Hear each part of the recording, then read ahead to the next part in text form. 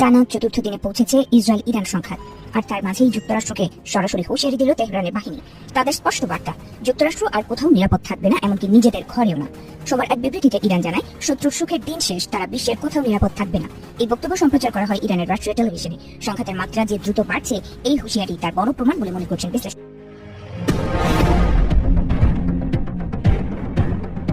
Israel যুক্তরাষ্ট্রের হামলায় ইরানের সর্বোচ্চ নেতা আয়াতুল্লাহ আলী খামেনি নিহত হওয়ার খবর ছড়িয়ে পড়ার সাথে সাথে ইরানের মাথা যেন কোনোভাবেই ঠিক নেই। নিজেদের পরাজয় হবে এমন ভয়ের কোনো ছাপই নেই ইরানি যোদ্ধাদের।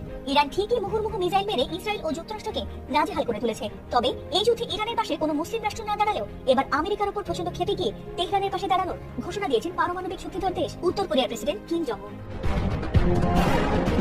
আমেরিকার শত্রু দেশ ইরানের সঙ্গে অনেক আগে থেকেই ভালো বন্ধুত্ব রয়েছে কিম জং উনের। আর ইরানের উপর হঠাৎ ট্রাম্প নেতানিয়াহুর যৌথ বিমান হামলা মোটেই সহজভাবে নেননি উত্তর কোরিয়ার এই শক্তিশালী নেতা। সবার আগে তিনি এই হামলার প্রতিবাদ জানিয়ে বলেছিলেন যে ইরানে এটি তাদের মোটেই কোনো